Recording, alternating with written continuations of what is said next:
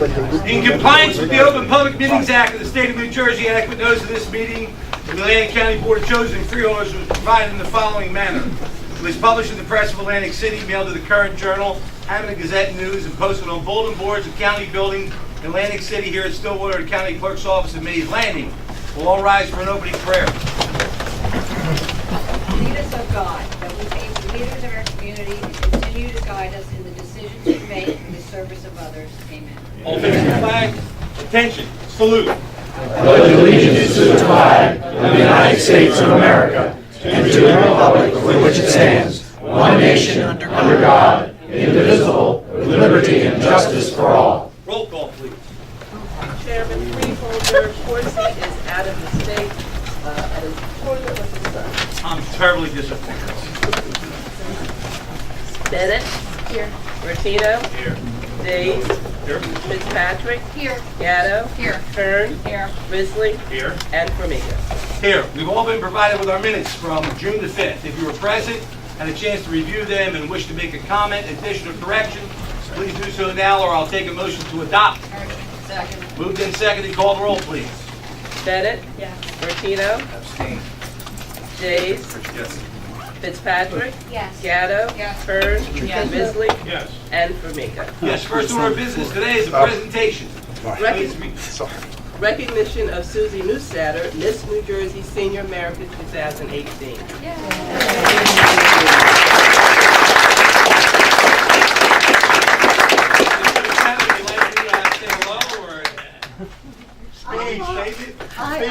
I want to say hello and thank you for participating in our government. It's really important, and it's an honor to be Miss Senior America this year and to represent seniors in a positive light for the state of New Jersey. I will be in the Senior America pageant October 18th at Resorts, so if you're in town, I would love your support. Thank you. Thank you.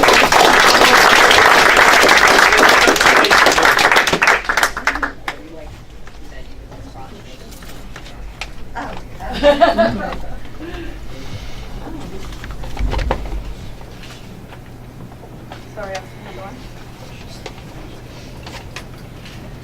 Thank you. Thank you.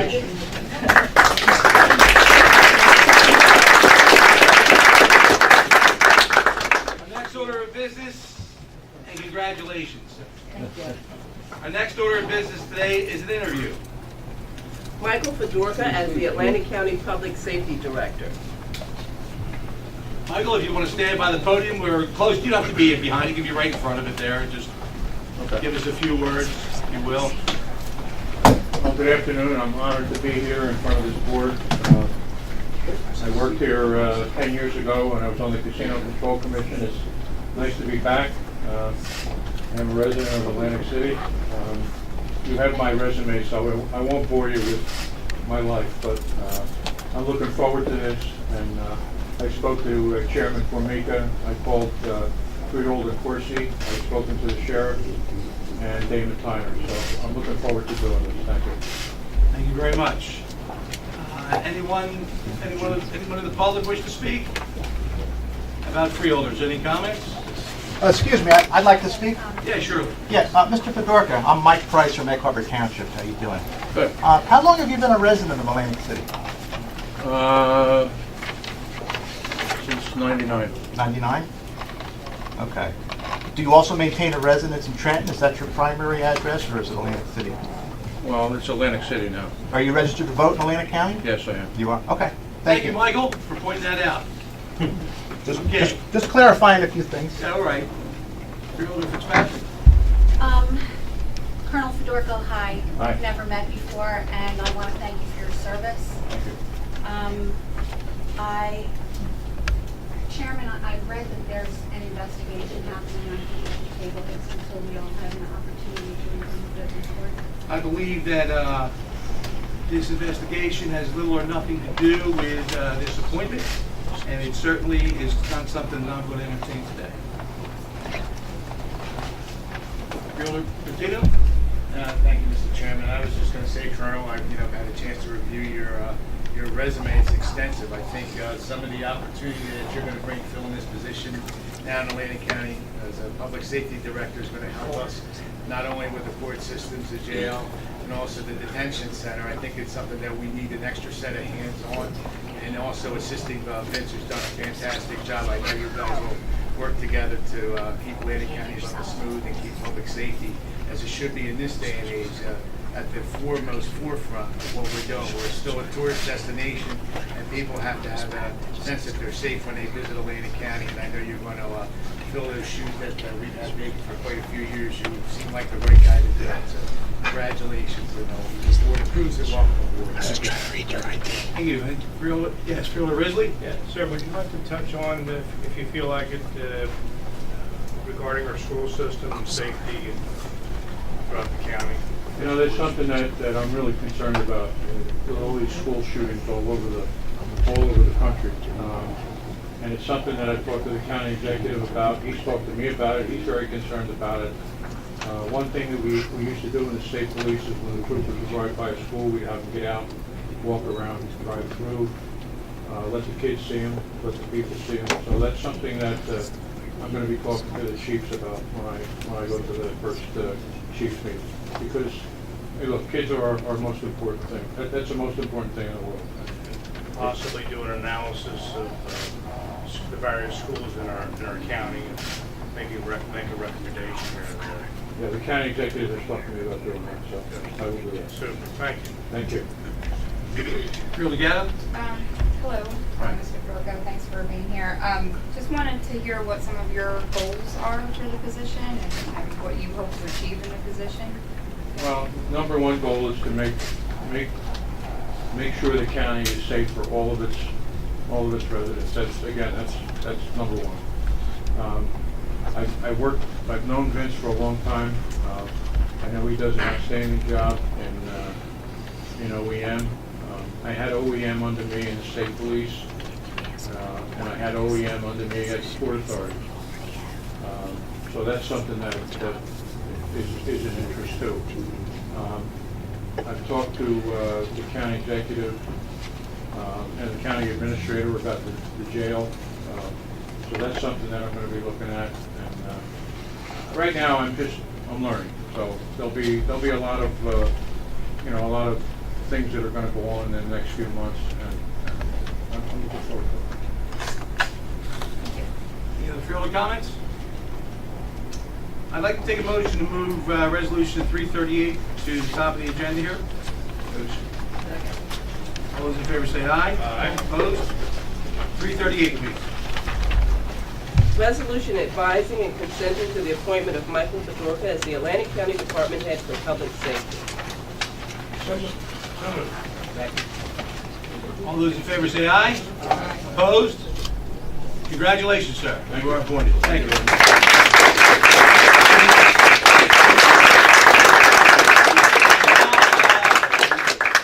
Any thrill seekers that want to leave, they can leave right now, unless you want to stay for the rest of the meeting.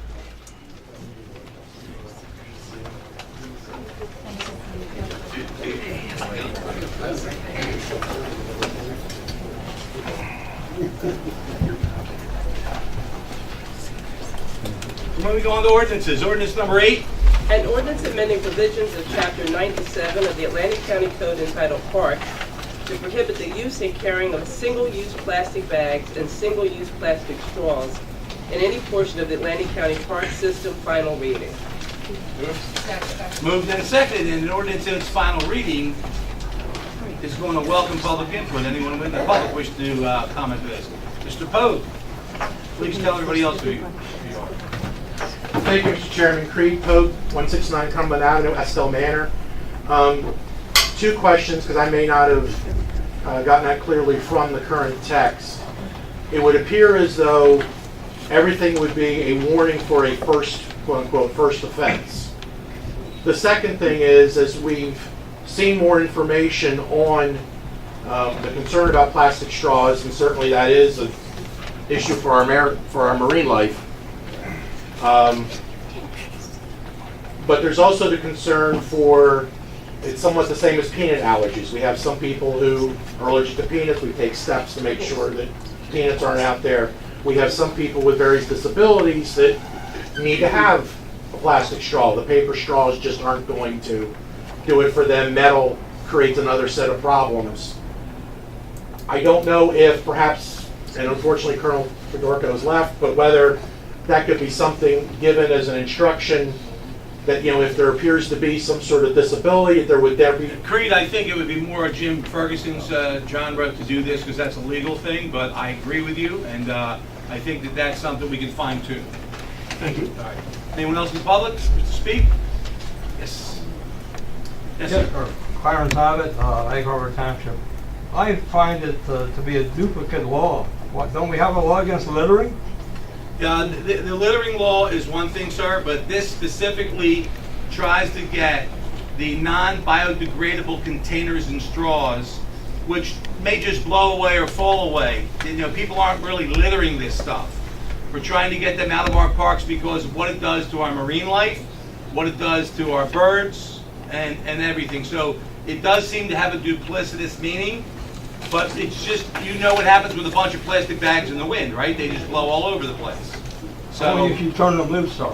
well, So I think I think our public just needs to be a little more careful, and I would like to see less burdensome laws and more responsibility put on the people that use this stuff. Thank you. thank you, sir. Anyone else in the public wish to speak? Freeholder comments? We'll call the roll. Bennett. Bertino. Yes. Days. Yes. Fitzpatrick. Yes. Gatto. Yes. Kern. Yes. Risley. Yes. And Formica. Yes. Moving on to ordinance number 9. An ordinance to vacate and abandon a site triangle easement across part of Block 190, Lot 15 in the city of Pleasantville, and part of Block 801, Lot 9 in Egg Harbor Township along Delilah Road, first reading. Motion. Second. Moved in second. Ordinances, their first reading will welcome public input 2 weeks from now, 2 meetings from now, on their second reading. Anyone on the Freeholder board wish to comment about this? Standard site triangle idea. Call the roll, please. Bennett. Bertino. Days. Yes. Fitzpatrick. Yes. Gatto. Yes. Kern. Yes. Risley. Yes. And Formica. Yes, and ordinance 10. An ordinance to vacate and abandon a clear site triangle easement across Block 1507, Lot 1 in Egg Harbor Township along Delilah Road, first reading. Move. Second. Moved in second, another location where we're going to clear a site triangle. For the public that don't know what a site triangle is, when you pull up to a corner and you have to look left or right and you can't see the oncoming traffic. So you're going to clear an area on a diagonal that makes a triangle so that there is an avoidance of an accident. Again, it'll be in a second reading that will have public input. Freeholder comments? Let's call the roll. Bennett. Bertino. Yes. Days. Yes. Fitzpatrick. Yes. Gatto. Yes. Kern. Yes. Risley. Yes. And Formica. Yes, 11, please. An ordinance to vacate and abandon a site triangle easement across Lot 2 in Block 2304, formerly known as Lot 13, and Block 2303, at the corner of Tilton Road and Fire Road in Egg Harbor Township, first reading. Second. Moved and seconded again, another ordinance in its first reading welcomes public input in 2 weeks. Public will be welcome then. Freeholder comments? Let's call the roll. Bennett. Yes. Bertino. Yes. Days. Yes. Fitzpatrick. Yes. Gatto. Yes. Kern. Yes. Risley. Yes. And Formica. Yes, resolutions now, 313. Grant acceptance for the Department of Labor and Workforce Development for the program year 2018 Workforce Innovation and Opportunity Act Adult and Dislocated Worker Program in the amount of $1,934,771. Moved and seconded. Public input here. Freeholder comments? All those in favor say aye. Aye. Go on to 314, please. Grant acceptance to the Department of Labor and Workforce Development for the program year 2018 Workforce Innovation and Opportunity Act Youth Program in the amount of $1,303,500. Second. Moved and seconded. Another grant acceptance. Public input? Freeholder comments? All those in favor say aye. Aye. 315. Grant acceptance for the New Jersey Department of Labor and Workforce Development for the program year 2018 Workforce Learning Link Program in the amount of $78,000. Motion. Second. Moved and seconded. Public concerns? Freeholder comments? All those in favor say aye. Aye. 316. Grant acceptance for the Department of Labor and Workforce Development for the program year 2018 Workforce First New Jersey program in the amount of $4,349,798. Moved and seconded, the grant acceptance, $4 million. Public input, freeholder comments? All those in favor say aye. Aye.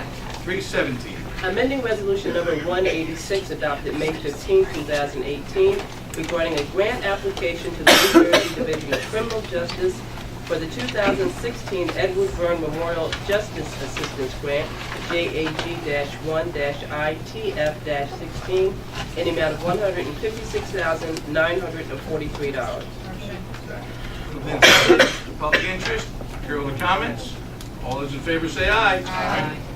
318. Chapter 159, State of New Jersey Department of Human Services, Division of Aging Services, Area Plan 2018, in the amount of $1,012,941. Second. Moved and seconded, public input? All those in favor say aye. Aye. 319. Chapter 159, State of New Jersey Department of Labor and Workforce Development, Workforce Innovation and Opportunity Act, dislocated workers 17 to 19, in the amount of $200,000. Second. Moved and seconded. Again, public input on this chapter 159. Freeholder comments? All those in favor say aye. Aye. 320. Chapter 159, State of New Jersey Department of Human Services, Mental Health Administrator, 2018, in the amount of $3,000. Second. Moved and seconded. Public interest. Freeholder comments? All those in favor say aye. Aye. 321. Chapter 159, Atlantic Care Foundation, Narcon Support Grant, 2018, in the amount of $10,000. Second. Moved and seconded. Any public interest? Freeholders? All those in favor say aye. No, sir. I don't know if you saw me. I'm sorry? Yes, I don't sir. know if you saw me. I'm sorry. 321? Yes, sir. Yes, sir. If I may, Dennis Brummett, I live right here in Northfield. I understand why we need what you're suggesting. You're But talking about Narcan? Yes, sir. Okay. But what I don't understand is why we don't have more facilities that are getting people off of what's causing it, instead of giving more of what's basically, okay, they overdose. We're trained to give it to them. But they're not getting the treatment that they need to get off of why we gave it to them in the first place. So many of these doctors, right here, and I'm not going to name any names, but just going up New Road, are giving out pain pills like they're Tic Tacs. I know, because I'm a disabled veteran. The VA gives out pain pills like they're Tic Tacs. I refuse to take them. I live with pain every day. Why? Because I don't want to end up like I've seen some of my friends. They're trying to get a bag of heroin because they can't afford the opiates anymore. It's not right. I understand why we need this program in place, because I don't want anybody to lose their life because of an addiction that they couldn't help. But we also need to put in place something to give them the help to stay away from You're these making things. perfect sense, sir, and we totally agree with you. At this level of government, we depend on professionals, and we are proactive. We're just not sitting here making resolutions. We have for total support of what was called drug court, now called recovery court. We are working with the sheriff, who may be here today, on doing community outreach. We are going to have a resolution here shortly suing the drug companies that said that this wasn't addictive for the last 15 years. That's what I'm talking about. Okay, Thank we're you, here. sir. We're here. We know what we're talking. Thank you. Okay, you got it? Thank you very Okay, much. Thank you. Yes, ma'am. Dennis, thank you very much for your service. I Thank think all you, of ma'am. us are very... It was my pleasure. Thank you. My name is Eileen Poland, and I live in Northfield. And the one problem that I see with Narcan is that when you're administered it, you're allowed to go back to what you're doing. They should be put in the hospital. There should be a hospital. That we don't have services for people with addictions. You just don't have them. We don't even have psychiatrists who handle dual diagnosis. We have no help down here at all, really, when it comes down to it. And we have got to. I don't know where we have to do it or how we do it, but I would really like to know so that I could get started doing something about it. Because way too many people are dying. We're all for you. We understand. I know you do a lot of work with it. I know you were involved with children that were victims of people that were addicted. We all have the same heart up here for that. It's just that we're just now catching up with the epidemic. I know of cases where someone has given Narcan more than one time in one day. Yes, I know. Okay, we're all the law enforcement EMTs here know that. But it's such a massive problem. And there are doctors out there, but if you had to put everybody that was addicted into rehab, we would not be able to do it at this moment. But we're working on solutions. Okay, but who do we contact? Okay, well, we have I'm sorry. Mr. Parrish, I could just mention, a great place to come would be to one of our Locata meetings, which is our local advisory council on drug abuse and alcoholism. Okay. The part of the major job of that board is finding resources, helping select who our professionals will be that do offer services. And I got quite an education when I joined that board because I didn't realize we had as many services as we do have, and I think that's the problem. I think the public doesn't understand what services we do have out there, and that there are many. It's just about spreading that word, which we all know is, sometimes it's easy and sometimes it's hard. So I would highly recommend coming there and just, interacting with that group. I mean, the professionals on that board are all completely dedicated and have a wealth of information. Thank you, Ellen. Yes, ma'am. Jennifer Wallen, I am his daughter. I lost a very close friend last Sunday. And I am a recovering addict. I have over 5 years clean. And, you say services are available in this area. And yesterday, in the past week or so, I'm trying to find, I'm on disability, and I have a Medigap. And I'm trying to find a therapist, and there is no one. I called and called and called and called, and there's nobody. You know what I mean? And there aren't enough beds. And it's just I've been to rehab, and I have to go all the way up to Bergen County because I didn't have money, and luckily I have insurance, so if I needed to go. But what about all those people that are on the streets that don't have insurance? They can't get into any of these rehabs. This may be off topic, but I'm sorry. Freeholder Bennett? So, first of all, I'm sorry as a person who works in the mental health field and sees this in crisis on a daily basis, I hear you.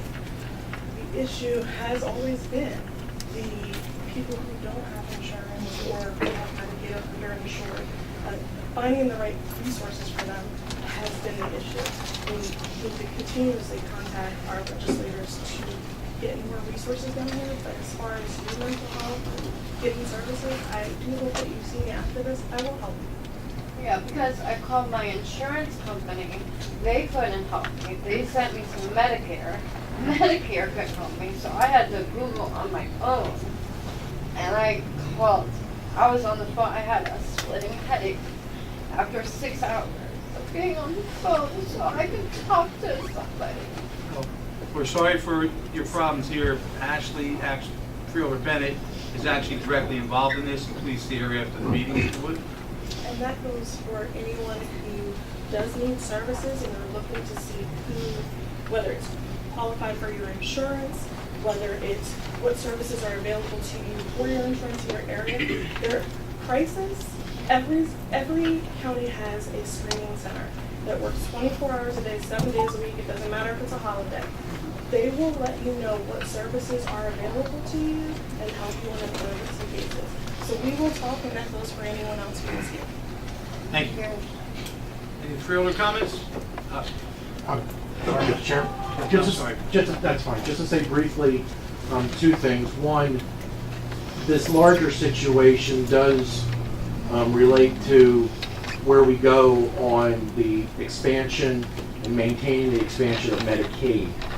There's a lot of rhetoric that we have on that, but this is where a lot of it comes. But also, as a clarification, I believe these 5 resolutions from 318 to 323, these Chapter 159s, are all additions to the county budget of money coming from outside groups to help with things. So it isn't a question of whether the county is spending funds for it. This is additional funding that's coming in to help with that. So that may also help allay the other concern. I don't see Dennis.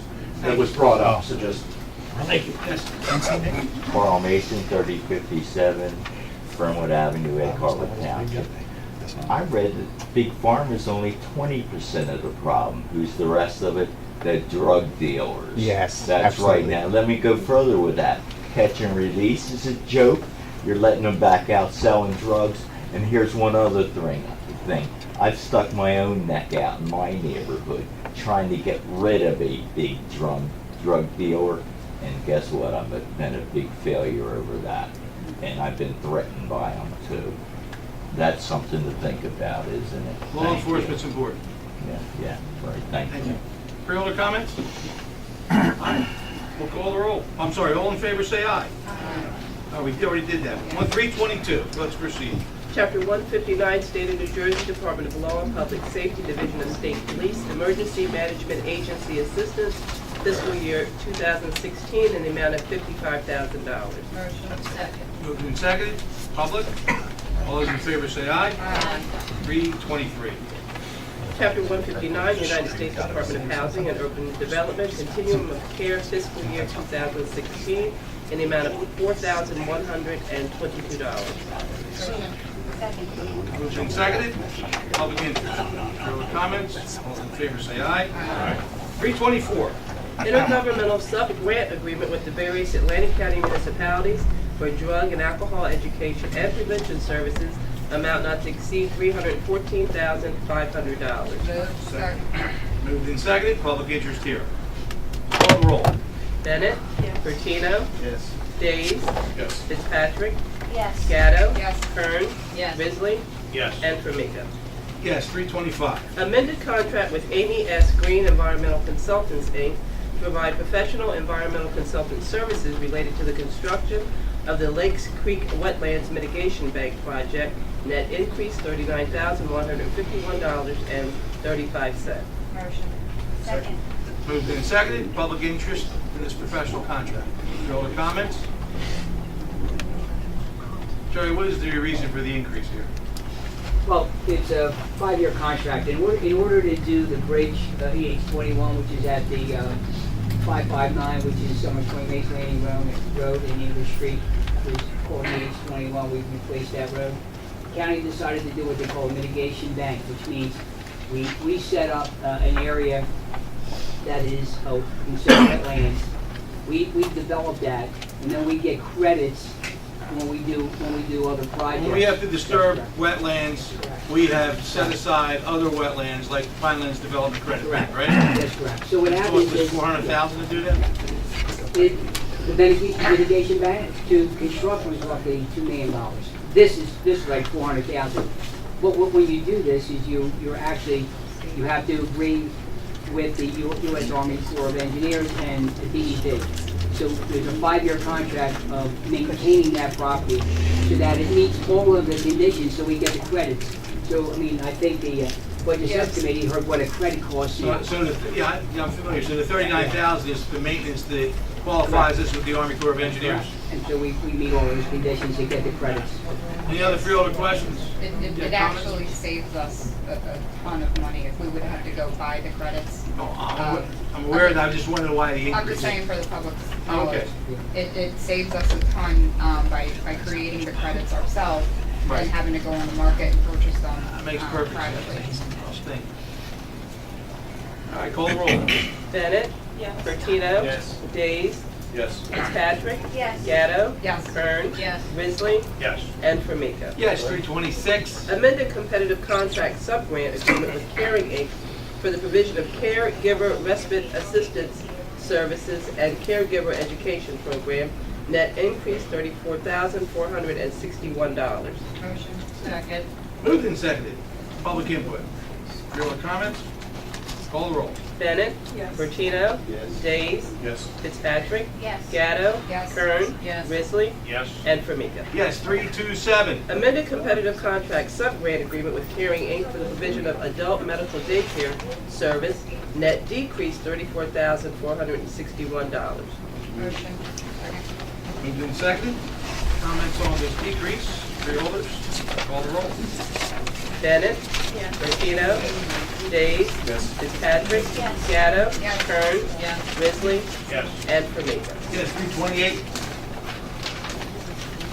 Amended competitive contract sub-grant agreement with Absecon Community Center for seniors doing business as United Methodist Church for the provision of education, physical fitness, and socialization.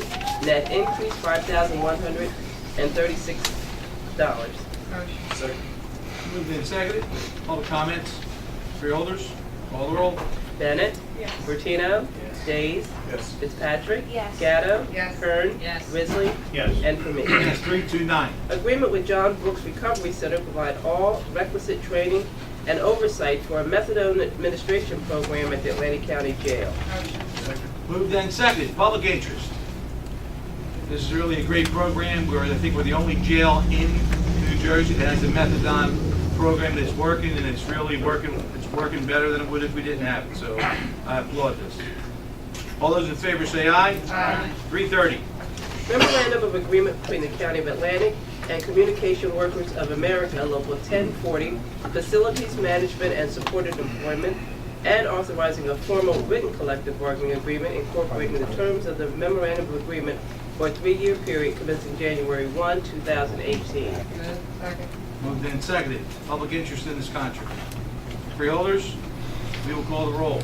Bennett. Bertino. Yes. Days. Yes. Fitzpatrick. Yes. Gatto. Yes. Kern. Yes. Risley. Yes. And Formica. Yes, 331. Memorandum of Agreement between the County of Atlantic and Communication Workers of America, Local 1040, Intergenerational Services, and authorizing a formal written collective bargaining agreement incorporating the terms of the Memorandum of Agreement for a 3-year period commencing January 1, 2018. Motion. Second. Moved and seconded. Public concerns? Freeholders, we'll call the roll. Bennett. Yes. Bertino. Days. Yes. Fitzpatrick. Yes. Gatto. Yes. Kern. Yes. Risley. Yes. And Formica. Yes, 332. Resolution requesting the cancellation of funded appropriation balances under various bond and capital ordinances previously adopted by the County of Atlantic for capital improvement projects in the total amount of $311,989.65. Motion. Second. Moved and seconded. Public interest. Freeholders, call, yes, Freeholder Gatto. Just a quick explanation, Chairman. We discussed this in the budget meeting as well. It's basically just kind of a cleanup of our bond ordinances. Some of this money will go into our capital surplus for use on other projects and to help fund other ordinances going forward. So it's not going to go unused. Excellent. Back of the budget from cleanup. Any other comments? Call the roll. Bennett. Yes. Bertino. Yes. Days. Yes. Fitzpatrick. Yes. Gatto. Yes. Kern. Yes. Risley. Yes. And Formica. Yes, 333. Bid contract with Atlantic Salt Inc. to furnish and deliver rock salt to members of the Atlantic County Cooperative. Amount not to exceed $347,400. Motion. Moved and seconded. Public interest in our purchase of salt. Freeholder comments? Call the roll. Bennett. Yes. Bertino. Days. Yes. Fitzpatrick. Yes. Gatto. Yes. Kern. Yes. Risley. Yes. And Formica. Yes, 334. Acceptance of deeds, easements from grantors, from various grantors in accordance with Atlantic County planning standards. Motion. Second. Moved and seconded. Public comment? All those in favor say aye. Aye. 335. Authorizing competitive contracting for lease of the catering hall in Lenape Park and restaurant at John F. Gaffney Green Tree Golf Course pursuant to NJSA 48:11-4.1-4.5. Motion. Second. Moved and seconded. Public concerns? Yes, sir. Mr. Chairman, just a quick question about those two. That would seem to say that the county would be subcontracting with someone to operate the catering hall and the restaurant at Lake Lenape and the golf course. Is there a profit sharing in the contract, or that's based on what they bring in, or how would that work? Fair question. Work and Jerry? We get a percentage and we get rent. There'll be a rental cost and then there'll be a percentage of whatever they are. And it's over a course of so many years. The first year, I don't think there's any sharing of the profits. Between the second, third, fourth, and fifth years, there'll be some sharing. Yes. Mr. Chairman, my follow-up with that, with what Jerry was saying, would be, how long is the term of the lease? Competitive contracts allow up to 5 years. You do 1 year with 4 1-year renewals. Oh, so it's 1 plus, It's plus, always plus, one. plus. That's Okay. correct, yeah. If something goes bad, Yeah. Okay. if something goes good, they keep it for 5. You interested in doing it? Not in what we do, sir. All right, where are we at here?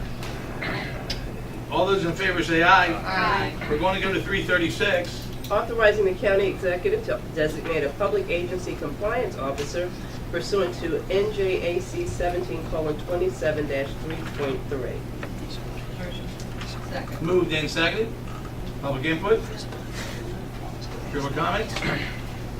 All those in favor say aye. Aye. Go to 337. Resolution urging Governor Murphy to sign Assembly Bill 3676 and Senate Bill 2307, which are bills approved by the New Jersey State Legislature, which would provide business incentives for the Aviation Park District. Motion. Second. Moved and seconded. Public comment on this resolution. Freeholder comments.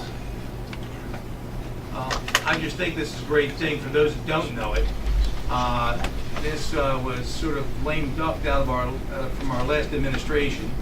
The governor saw fit to sign this. This would give a tremendous opportunity for businesses that otherwise would be going to Phillipsburg or somewhere else to actually develop around our airport, which is pretty much what we've been trying to do here for the last 5 years. So this is a great resolution and it's great action by the governor.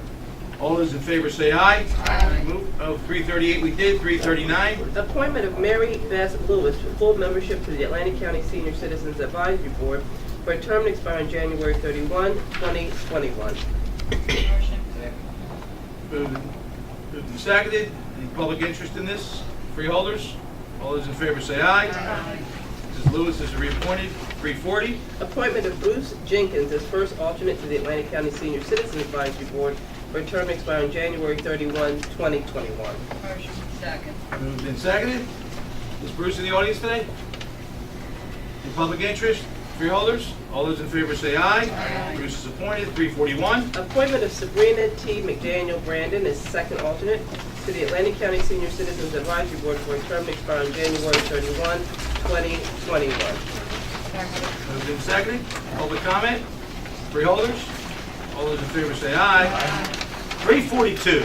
Appointment of Richard Packler as third alternate to the Atlantic County Senior Citizens Advisory Board for a term to expire on January 31, 2021. Moved and seconded. Mr. Packler here. Public input? Freeholders? All those in favor say aye. Aye. 343. Reappointment of Reverend Milton L. Hendricks to the Atlantic County Improvement Authority for a term to expire on May 1, 2023. Moved and seconded. Public interest? Freeholders? All those in favor say aye. Aye. 344. Authorizing consent for a roadway solicitation event by Brigantine International Association of Firefighters, Local 2657, and the Muscular Dystrophy Association of Greater Philadelphia at the intersection of West Brigantine Avenue, County Route 638, and 14th Street South on the city of Brigantine on Saturday, August 25, 2018, from 8 a.m. to 5 p.m. Second. Moved and seconded. Any public interest in this coin drop? Freeholders? All those in favor say aye. Aye. 345. Authorizing consent for a roadway solicitation event by Egg Harbor Township Kiwanis at English Creek Road, County Route 575, at its intersection with West Jersey Avenue, with collection only occurring on English Creek Avenue in Egg Harbor Township on Saturday, September 8, 2018, and on Sunday, September 9, 2018, from 9 a.m. to 4 p.m. Motion. Moved and seconded. Public concerns? Freeholders, all those in favor say aye. Aye. 346. Resolution of support for the Hamilton Historical Society's efforts to publicly memorialize an historic and tragic train accident in Mays Landing in 1880. Sponsors Ashley R. Bennett, Amy L. Gatto, and John W. Risley.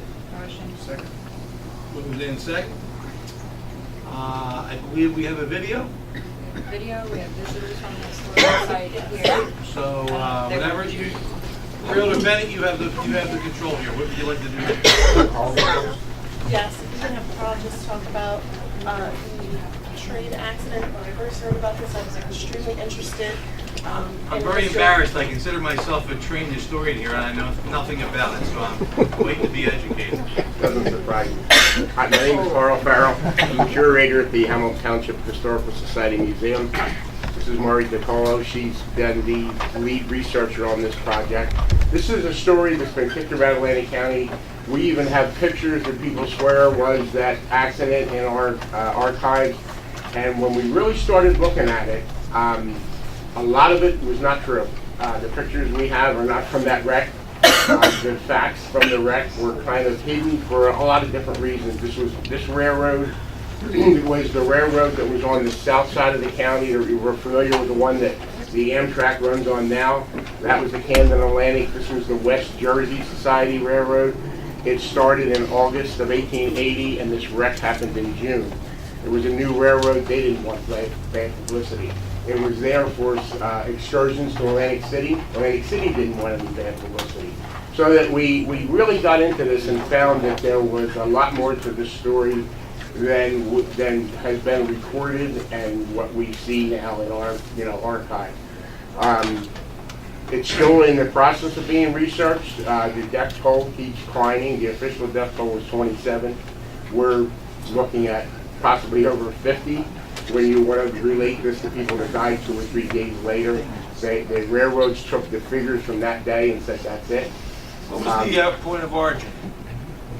What was the destination? Well, what happened is the excursions ran from Camden down to Atlantic City for the day, and then they returned and came back. Right. This group that was on this was St. Anne's Parish out of Philly. They brought a ferry boat across to Camden, took the railroad early in the morning to Atlantic City, spent the whole day in Atlantic City, and on the return trip in Mays Landing, due to some overcrowding and a couple extra cars being added to one train, when it pulled over into a siding, there was 2 cars left out on the track, which the conductors didn't know. The second train that was supposed to pass by safely rear-ended that train. So it's the spot where it happened has been disputed. There's a lot going on, and we just feel that it needs a public sign or some kind of designated monument or historic. And the 11th of August is the actual anniversary date. We at one point planned to have a little more of a dedication, but we understand it's the sign may not be done or the site may not be in preparation. But this is going in the future. Next year we'll probably have quite a temporary sign. We can have a temporary sign, but yeah, we like. Maybe they go really pessimistic with that. I think they can wrap it up. Well, the only thing is that we've actually located some living relatives, and we've been up to St. Anne's Parish and spoke to people. There are still people in that parish that have relatives that were on this train. We've invited them and so forth. So there's a lot more involved than just picking a date. There, we have honored guests. Was this the White Star No. train? No. Carl, did I hear you or someone from the society was down by the trestle doing some metal detecting and found some pieces from it? No, but it wasn't me. Okay. But I'm going to start now. Okay. Just recently, we had a fella that decided he was going to do some metal detecting with a large 50-pound lift magnet, not a metal detector, and in the water under the trestle, he has brought up what I believe can only be from this wreck. There's boiler rivets There's a part to a train that we're having identified now, it's definitely from the train. There's some bearing things that came up. So, this kind of proves the actual location, number one. But the rivets are the main thing. They could only be from and then the boiler exploded on the one engine, which was responsible for most of the deaths. It was the steam explosion. But for rivets to be up there in the Great Egg Harbor River, and they're torn loose rivets, and so all that stuff's being looked at. But yes, this is all recent since this is what I say. It stirred a lot of interest, and we're going to do it professionally, so that we can try to link these items to the train and so forth. And the reason they're here, just for the public's information, is the property is owned by the county, where some of this happened, and where we want to memorialize the victims and the event. So that's why you're asking for our permission to help clear up and do some things with the area, and to put the historically significant sign. Yes, anybody who knows that area, it's at the end of Taylor Avenue, which is a dead-end street, which was in the railroad. There's an abandoned railroad trestle that is still partially there. You can see if you're going over out Route 40, by that bridge. But it's a unique piece of property because the east side of the Great Egg Harbor River is owned by the county and it's part of the park system. The west side is owned by Hamilton Township. And the trestle, it's up in the air whether that's the federal government now, because Egg Harbor, the Great Egg Harbor is that wild and scenic river, but we have their support in going ahead with whatever we can do in the future to kind of fix this site up. Right now, it's an abandoned train station that had nothing to do and was not there during this accident. And this trestle that is, half there and half not, some stand storm. Yeah. Okay. Thank you. See the video? And Mr. Chairman, they've got the DVD that Carl prepared, and that's why in the resolution is the part about supporting their efforts for funding for a full documentary. Yeah, just quickly, this DVD is a trailer that was made. We've applied for a grant. We'd like to see this go into like a PBS documentary or something that can be used in schools, education, and for just to let the public know what it's about. If anybody knows anything about that, we were really shocked when we got the prices on what it would cost to do something like that. But we were working with a company who's willing to help us, and we've applied for a grant. This grant was a trailer and proof that we had the wherewithal to come up with a professional video.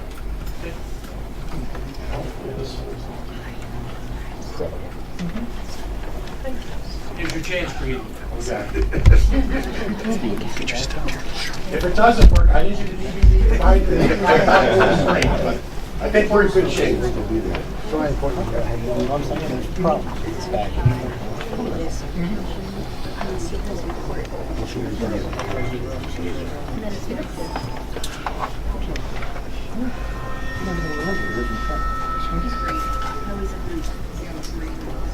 You're all the way up. That's all the way up. Yes, I see. Yep, got it. Base Landing is a steep history that started somewhere around the late 1600s. The first attempt at a railroad came from Egg Harbor City directly to Mays Landing, running north and south, and connected to our wharf, and was used to export goods and so forth out here. The second railroad that came in 1880 was the West Jersey and Atlantic, and connected Camden with Atlantic City through Mays Landing. At that time, we had a large cotton mill here, so this railroad was connected to the cotton mill, and also was used to bring the workers to work and to ship in bags of cotton from down south. The 1800s saw the boom of our industrial revolution, and steam engines were the first type of locomotive used to power the train. The type of railroad would consist of a couple passenger cars, and then they would have freight cars attached. Atlantic City was in its infancy of being a tourist attraction, so railroad excursions were popular. Well, in June of 1880, the first trains were rolling out of Philadelphia to Atlantic City.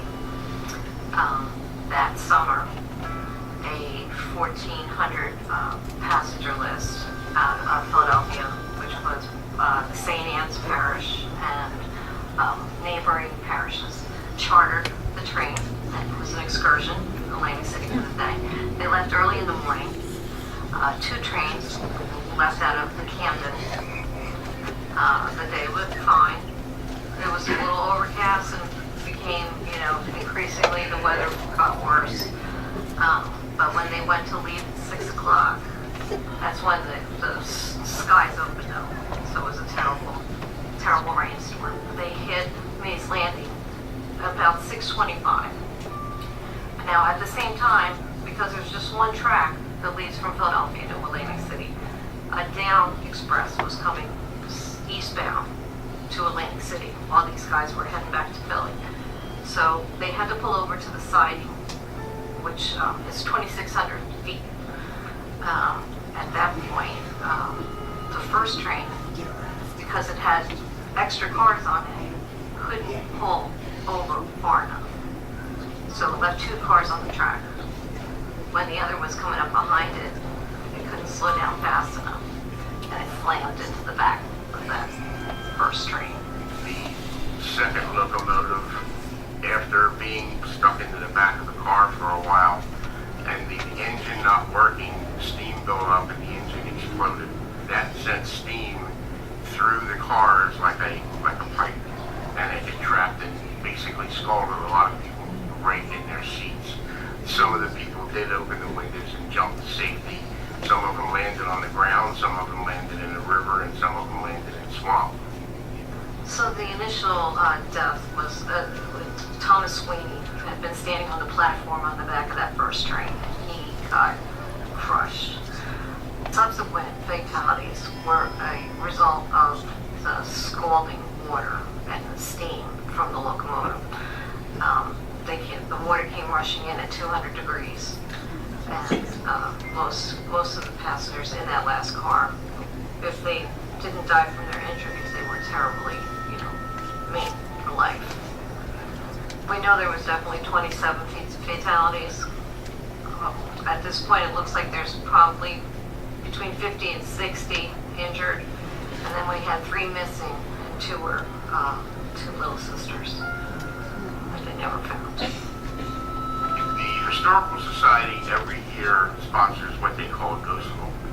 We have some spots in town that have had some spooky history attached to them, and we go to different houses and points in town where there were tragedies or where something happened and the guide would explain that. This year, Mari was running the Ghost Walk, and she decided to add one of our old train stations to the walk, to make it a tour stop.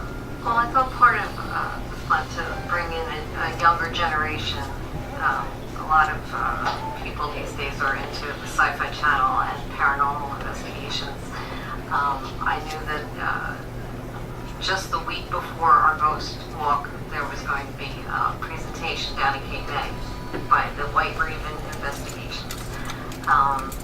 I found it fascinating, and at the end of the presentation, I talked to John, asked him if he'd be interested in participating in our Ghost Walk, and the whole team was excited.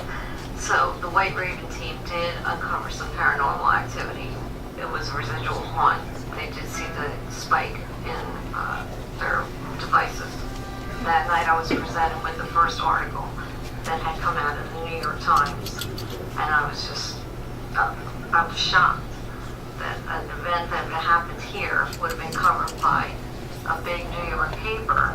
And as I dug further into the story, I found out, we were talking about 27 people that had gotten killed.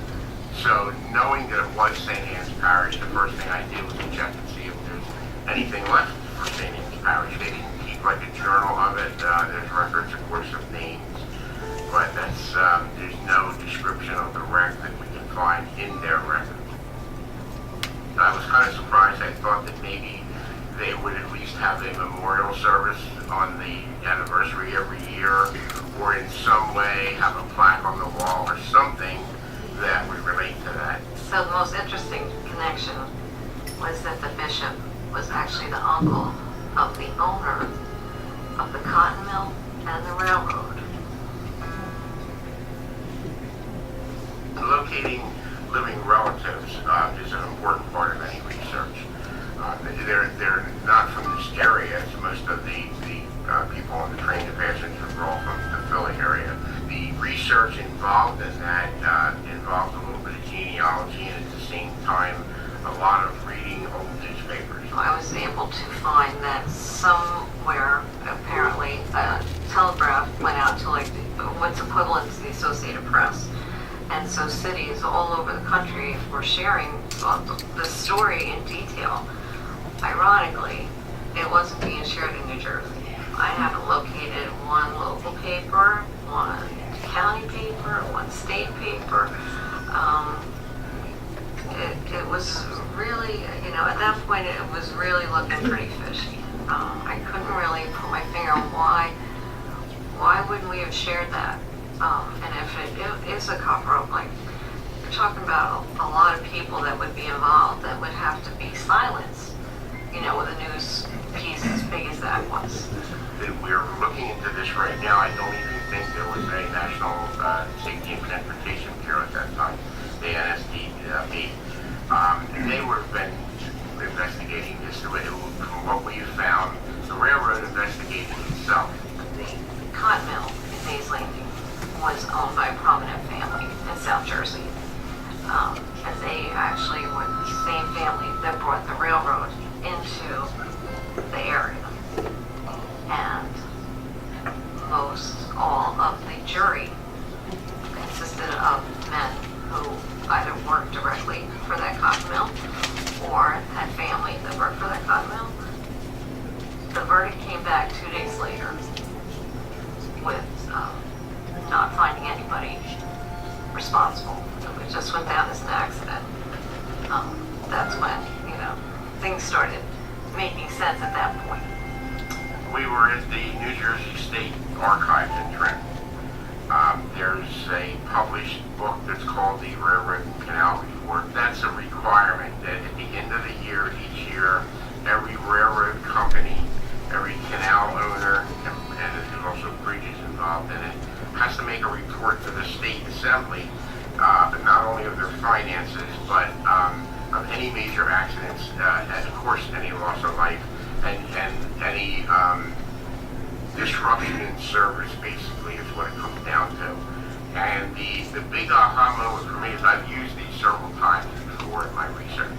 This wreck was not recorded in its proper place. I don't know of another circumstance where their dates were moved or changed. What happened was the West Jersey did file at the beginning of their report for the following year, 1881, which means that would not have come out until January, February of 1882.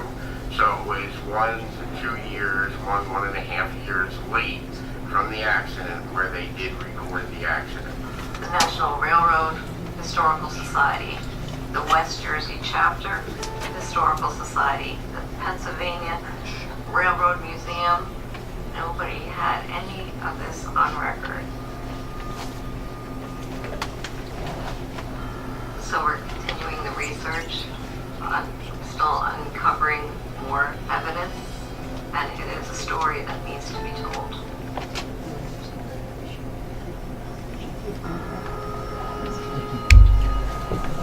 Pretty cool.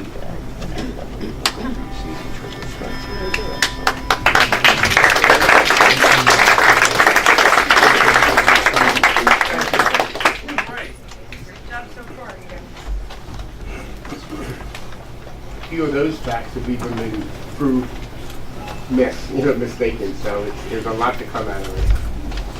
Okay, this resolution is in support of this efforts to publicly memorialize this historic train accident, and I'll take all those in favor. Aye. Right. Back on the agenda, 347. Resolution in opposition of proposed legislation to require counties to adopt the name of county commissioner, replacing the name county freeholder. Moved and seconded. Public input on this resolution. Gentleman here to speak. I am going to read my comment from my phone, if that's okay. Could you announce your name as well? Yes, absolutely. My name is Nico Lukide. I'm from Mays Landing. Hello, man. So, I guess I'll start off, for anyone who doesn't know, there's a little bit of context that has to do with the history of the word freeholder. Freeholders want to say what that term is, or I'll do it? Sure, you have the floor. I love this floor. A little bit of the history of the word freeholder, just in relation to the legislation that's currently in front of the state legislature. There is some discomfort with the word freeholder because it kind of harkens back to a time when only white landowning males could really participate in government. That's why there's an effort to change it to something that's just kind of a neutral term. New Jersey is, I believe, the only state that still uses freeholder. I could be wrong on that. I'm pretty sure we're the only one. And so that's what the legislation is about. And so, my comment now. When I was a young kid who didn't really know any better, I was talking to a friend of mine and someone passed by and they had a slightly darker skin tone. My friend commented on the fact that she found him cute, but didn't think that her mom would be okay with going on a date with him because he was, as she said, an Oreo. I asked her what she meant by that, and she said he's half black and he's half white. I didn't really think much of it at the time, and I actually ended up befriending the guy that she was talking about. We hung out a few times, and I found out that he was actually Hispanic. And so, being a kid and not really knowing any better, one day I said to him, oh, I never knew you were Hispanic, I thought you were an Oreo. And he was visibly taken aback, understandably. And he told me that he's been mistaken for being mixed race before, but that Oreo was not really an okay word to use. And he said that some people could be offended by it, and it sounds a little like you're mocking them. So I was really embarrassed. I felt ashamed for not thinking about that, and I never used that word like that again. So when did we as a society stop listening to people when they tell us that something is offensive or problematic? When did we as a society stop caring enough about people to acquiesce to a simple request as changing a phrase that we use? And see, I changed the phrasing that I used after that because it was important to me to do something. I needed to acknowledge the shame of not knowing better. And I needed to acknowledge the shame of potentially hurting someone or upsetting someone with the language that I used. It's just common decency to try not to upset people. A name change like this to many may be insignificant, but I feel that the importance in the name change comes from acknowledging the shame that rightfully would be associated with the historical context of the word freeholder, and going along with a more neutral language.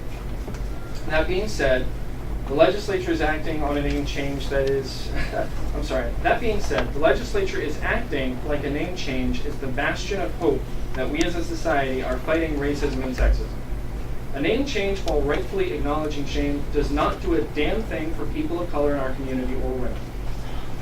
I submit to the board that you ought to support the name change, and that the resolution in front of you ought instead to encourage the legislature to act further on this attempted display of righteousness and inclusivity. Freeholders, follow up with the legislature. Or, I guess, commissioners, call their bluff. Don't let the legislature off the hook by letting them pat themselves on the back for battling racism with a name change. Tell them that you expect to see a substantive response to issues of racial justice that directly impact the lives of people of color.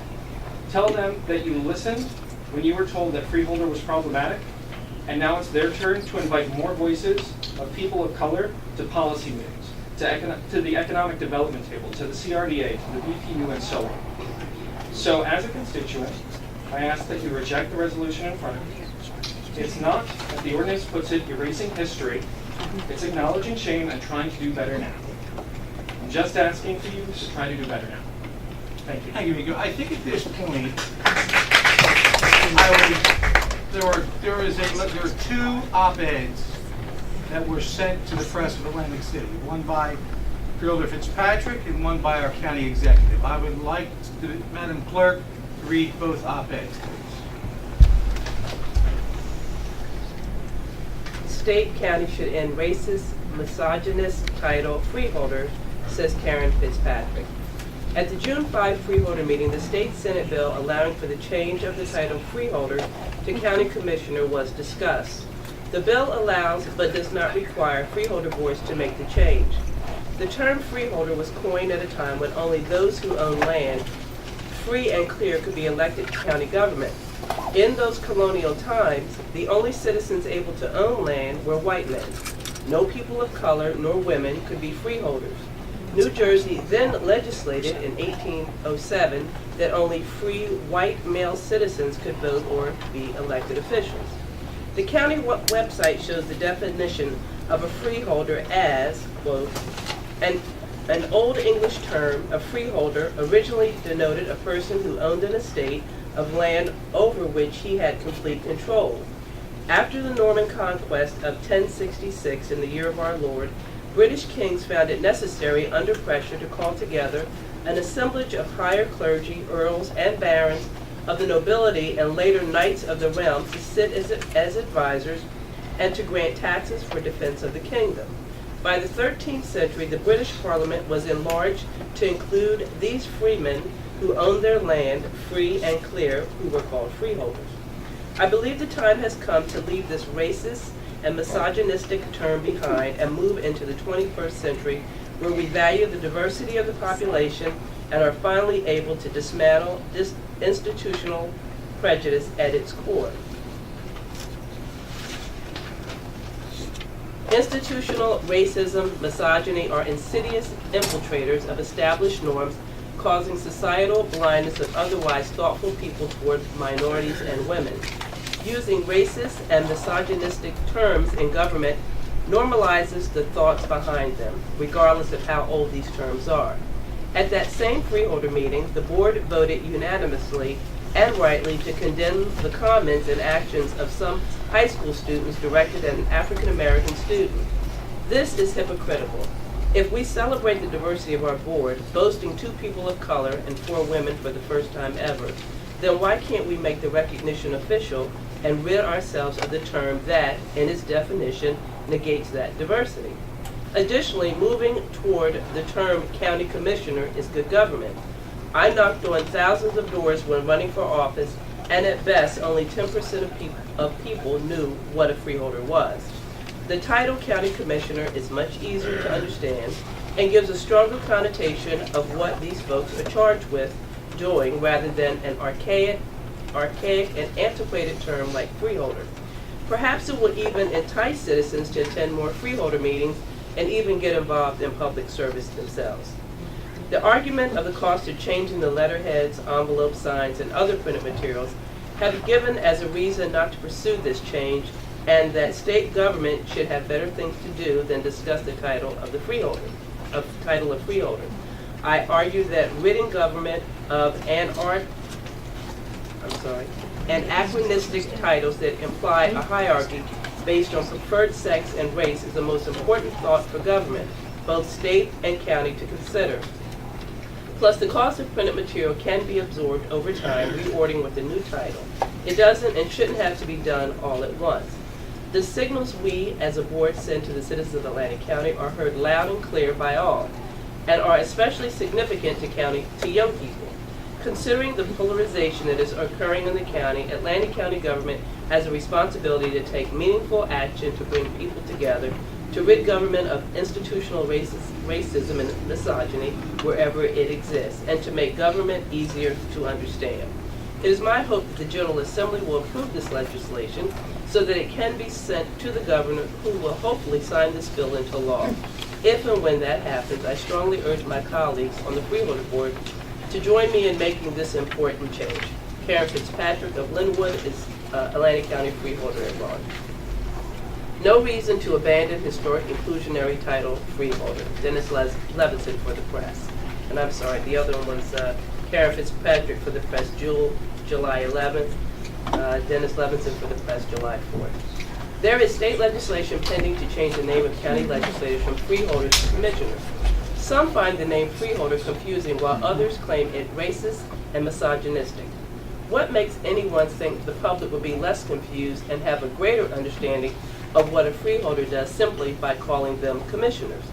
Those who care can find out quite easily the fundamental responsibilities of county government and its elected officials. Referencing the term freeholder as racist or misogynistic demonstrates a lack of knowledge of New Jersey's rich history. New Jersey's freeholder was actually very inclusionary during a time when every other state excluded women and blacks. Here are the facts. In 1776, New Jersey's first constitution defined eligible voters as, quote, all inhabitants, end quote, who were of age, owned property, and had resided in New Jersey County, in a New Jersey county for 1 year. The phrase all inhabitants was remarkable because it ignored gender and racial barriers. New Jersey's use of the phrase was also deliberate, the only one of the 13 original states to do so. It ensured that all New Jersey citizens, regardless of race or gender, could vote provided they met the property requirements. New Jersey went further and explicitly reaffirmed its commitment to voter equality by referring to voters as he or she in its 1790 election law. With the insertion of the pronoun she, the legislature left no doubt about its intent. The election law also included the phrase all free inhabitants. These terms were reiterated by the New Jersey legislature in 1797. This not only cleared up any confusion, but also firmly established the intent of the legislature to include eligible women and blacks. It is estimated that as many as 10,000 women voted in New Jersey between 1790 and 1807. We don't know the number of black voters, but we do know there was no law specifically prohibiting them from voting in New Jersey, unlike other states that use such terms such as free white men, white males, etc. to exclude them. In 1807, New Jersey changed its voting rights to land-owning white men, which remained until 1870, when the 15th Amendment to the United States Constitution gave black men the right to vote, and in 1920, when the 19th Amendment gave the right to women. Freeholder is unique to New Jersey. It reflects a time when for 30 years New Jersey was the only state to truly demonstrate inclusion. As a former history teacher, I took pride in sharing with my students New Jersey's position of standing tall when others did not. The term freeholder is only confusing, racist, or misogynistic to the misinformed. Dennis Levinson of Linwood is Atlantic County Executive.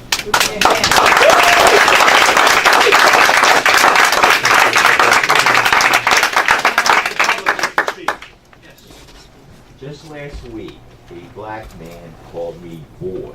He was trying to make me angry, and I wasn't. I could have said a lot of other things, but I said nothing. Because that was him being racist towards me. I haven't been called a young man. I don't know what I don't even know if I ever was.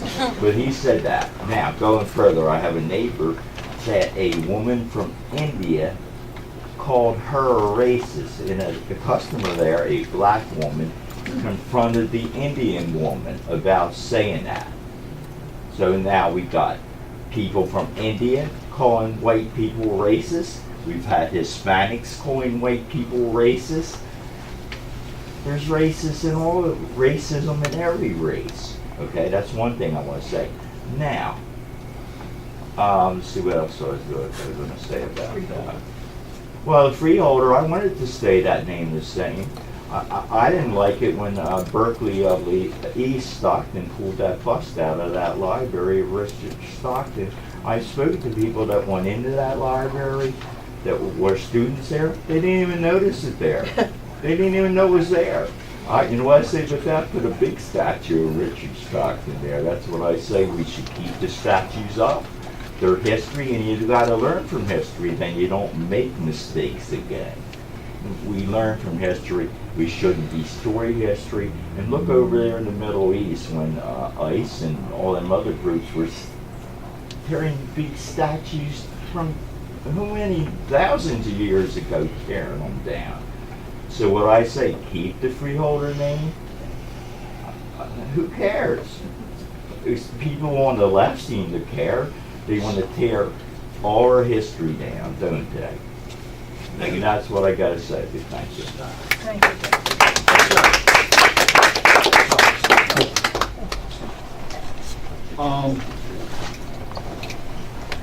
Quick question. Those on the panel, when you took oath to this office, you swore on the Constitution, correct? You swore to uphold the Constitution, correct? The person that wrote that, first one that we were listening to, I believe it was you, ma'am? Okay. Very eloquent, by the way. I'm not being facetious. It was very nice.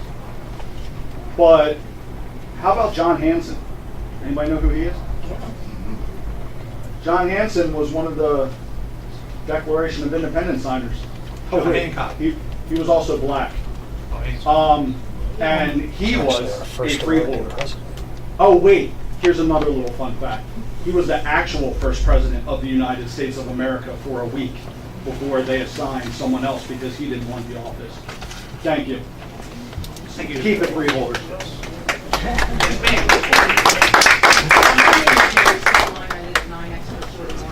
Yes. In 2018, the term freeholder is as you pointed out, actually as Mr. Levinson pointed out, and Mrs. Patrick pointed out, from the 17th century. We have changed terms in this country. There were a lot of terms people used to describe women who are no longer used. There's nothing wrong with the term freeholder. There's nothing wrong with our history. However, all the young people now Google everything. They don't go to the library. They don't go to an encyclopedia. They don't go to their parents. And I know this because I have 4 grandkids. They Google it. I Googled this today, and this is what it says. Freeholder. Someone who owns the freehold of a building or a piece of land. Buildings insurance on flats is usually paid for by the freeholder and then charged to leaseholders as part of their annual service charge. That alone tells me that the reason why Karen Fitzpatrick, and I'm sure other people here when they walked around, had people say, oh, why are you running? I don't know what a freeholder is. I have escorted people around that are running for office, and no one knows that term. I came from Pennsylvania, so I pleaded ignorance. I'm from Pennsylvania. We don't know anything in Pennsylvania. It's 2018. There's nothing wrong with changing it to county commissioner or any other term that the majority likes. That wouldn't bother me as a taxpayer at all, and I totally agree. You should use up whatever you have if you vote to do this. But it doesn't change history. It just makes us come into the modern age. Thank you. Mr. Members, did you ever know the term senator? No, I did not. And where the term senator came from? No, I did not, but I'm sure it's from their own place. The most slave-holding, misogynistic society in the history of the world. Which was the Roman Empire. Senator.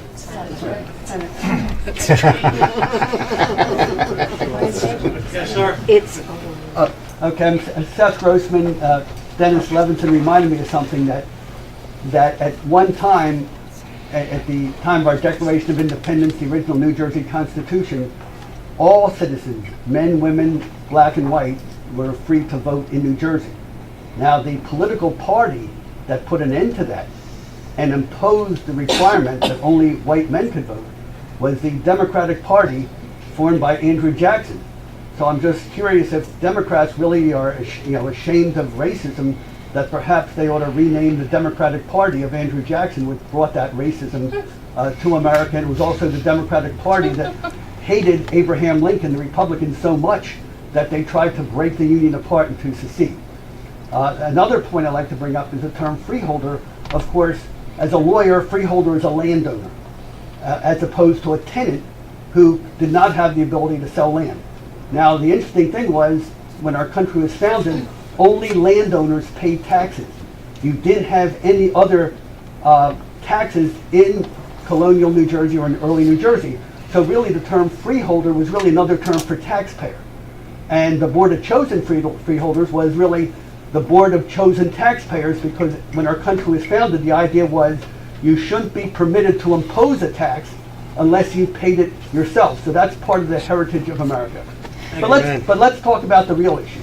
The real issue is Democrats coming into an election don't want to talk about how well run Atlantic County is, how low the county taxes are, how efficient our county government is. They're going into election, so rather than talk about the issues that matter, they come up with these fake issues to have us be emotional and arguing about stuff that divides us into groups, arguing over nothing. And that's really the purpose here, and it's not whether you talk about the national anthem, whether you talk about whether we have Washington's birthday or President's Day. It's all part of a process for 50 years to divide Americans into Soviets or groups. You know, that's what the communists used to call divide people into little groups who hate each other, mistrust each other, don't want to communicate with each other. And that's really the pattern. So I think we got to go back to treating everybody equally. And if people don't know what a freeholder is, that's really the fault of our public schools and colleges who want to teach the tradition of how, at a time when only landowners pay taxes, that was why only landowners could vote. And now we've got to a situation where everybody can vote even if they pay no taxes. But that's the America we have, and that's our progress. But I think we ought to learn more about our history and more about what the political agenda of Democrats today is, and why we're wasting all this time talking about stuff that means absolutely nothing. Very good.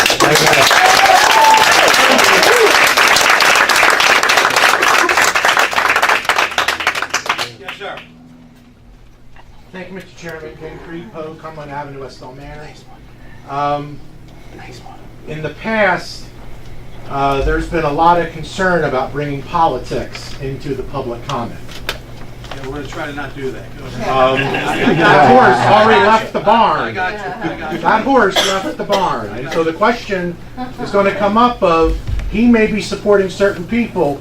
Who are those other people? Do they reciprocate that support? And that's a question that's going to be asked as time goes on. But from a historical perspective, the letter that was read from the distinguished gentleman indicates that it did not stop with all inhabitants. There were certain qualifications you had to meet in order to be able to vote, including the owning of property, which made you a freeholder. And a tax. There was a wise person who, as we were walking down the hall a few months ago, look at the pictures on the wall. They all look like most of us. Almost all of them. Is that bad? Right. Well, considering that we are, whether you like it or you don't, a multiracial, multicultural country, and in reality, ain't none of us started from here. We all came here one way or another. But the fact that, but just in all of that is, Mr. Chairman, at various times there's been discussion of proper matters to come before the board. And when it was brought up a number of weeks ago, the desire was to not do anything with it. And it is now the people who are saying, oh, this is terrible, who are now the ones bringing it up. Whether that is for political purposes or not is a whole other discussion. But also, let's keep in mind, just for the sake of the record, Senator Joseph Panaccio from Morris County is no one's idea of a progressive, a liberal, and certainly not a Democrat. In fact, he would probably be someone supporting the previous speaker. You know, you're making a good point, and I'll just say this real fast. I'm just saying tabling it would be a good idea. Yeah, okay. And you may have a point there. All I'm saying is that we have the people's business to do.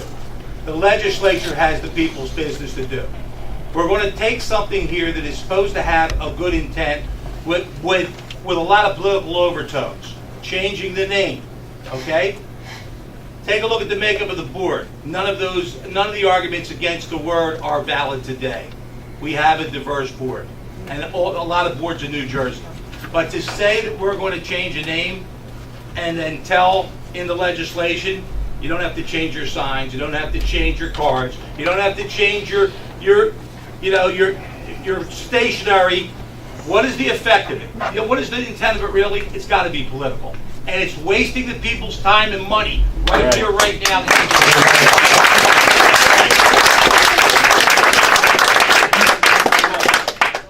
Mr. Chairman, I feel strongly about this. Sorry. A lot of issues to deal with here in Atlantic County. We have tremendous economic issues to deal with. We are number one foreclosures.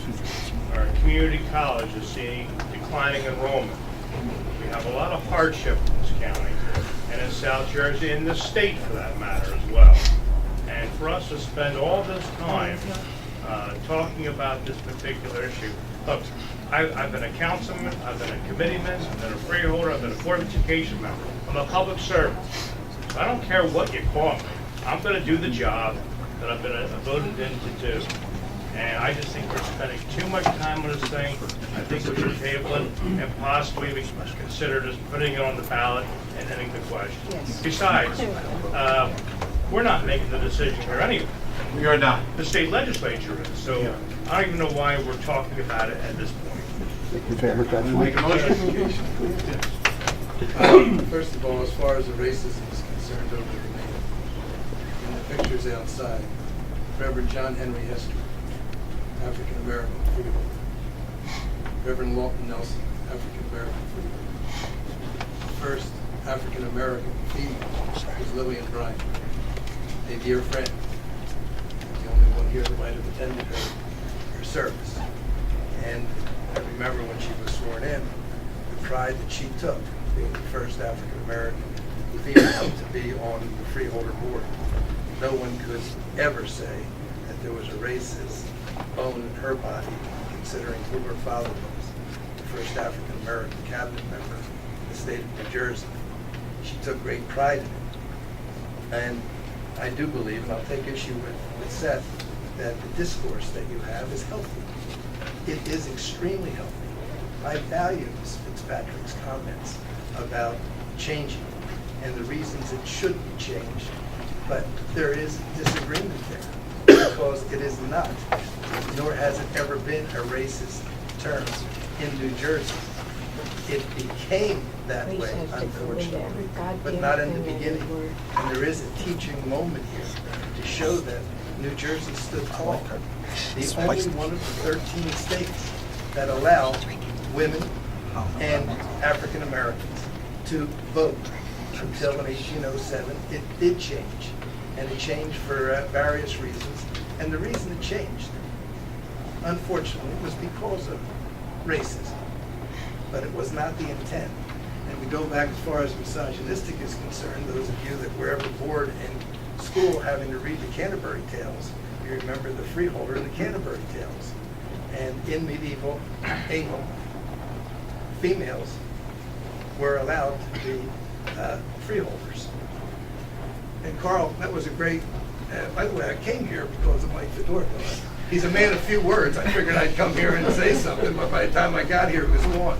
The reason that it was not reported here is because the railroads were controlled by extraordinarily rich robber barons. Commodore Vanderbilt comes to mind.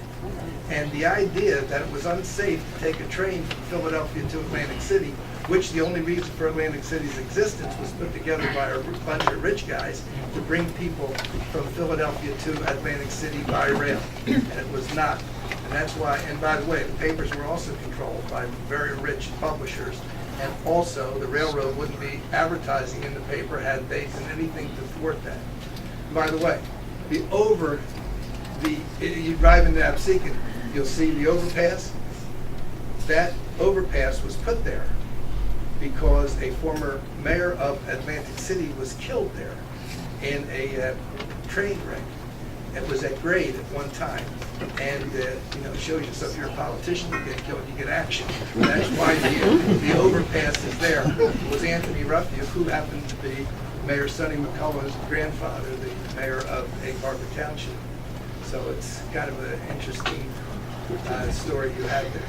And by the way, there's no crack there either.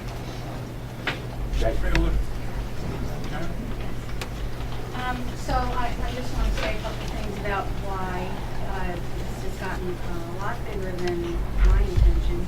When we had a January Freeholder meeting, I was given a very public lesson in what was acceptable here and how we discuss things at the Freeholder board and things that might be of interest to the board and the public.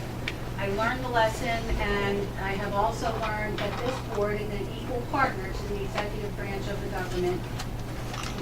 One does not work for the other. Fast forward to our June 5th meeting, I brought up in discussion, not a formal resolution, what was then a proposed bill from the state legislature that would change the title of New Jersey County government officials from freeholder to county commissioner. There was no appetite for this proposal for the board, and I considered the matter dropped here in Atlantic County. Then a week later, I find on my desk, and I'm happy to hear that Mr. Levinson says that we're having healthy discourse, and that makes me happy to know that I feel that way. But I found a letter on my desk from the executive. Okay, great. And then the letter was in the paper twice. And now I have it twice. And then the letter was in the county employee newsletter, and it felt heavy-handed. It felt like we weren't even allowed to have this conversation. So I felt no choice, I had no choice but to respond.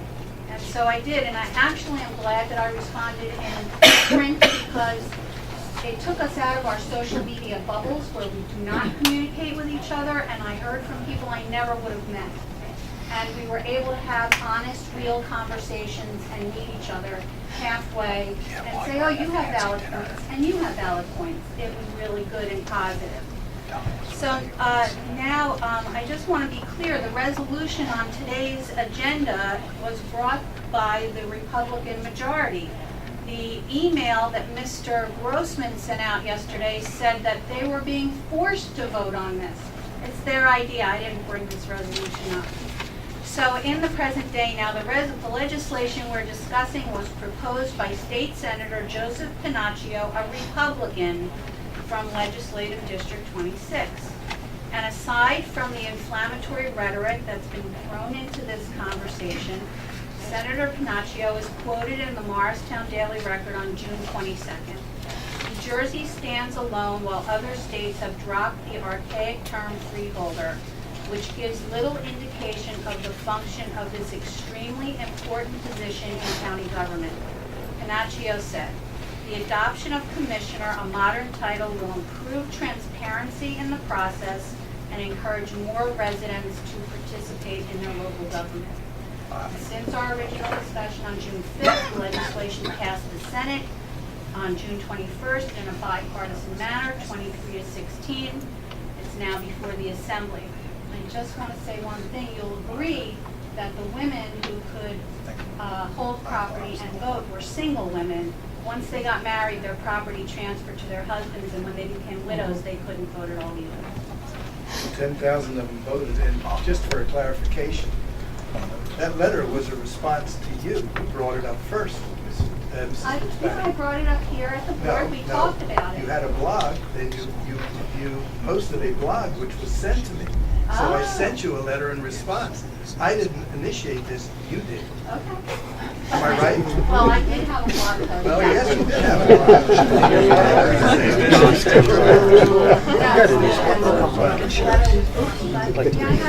Well, that's what I responded to, so I wasn't like, I responded to your post that was up there that made it seem like women and blacks were excluded when New Jersey was, and by the way, the only state that still has freeholders. By the way, we're the only state that ever had freeholders. The rest of them were commissioners, supervisors, etc. We are. So I just wanted to clear that up. That was a response to your blog. Thank you. Freeholder Ben. Can I say something? And I've said as much privately, and I'll say it publicly. You're too I've been polite. asked how I have felt about the term freeholder, and how do you feel like as a woman of color being a freeholder. I don't have a preference either way for the title or against the title. It's about the people. I come here from work. I work in crisis. I've worked in crisis for 8 years. I'm dealing with real issues. Some of the issues that were brought here about the opioid epidemic and mental health. And I took this position when elected, because I wanted to do real work. I wanted to work on moving the county forward on mental health, on substance abuse, on opportunities for the residents here. I did not come to go into a bipartisan debate about an office title.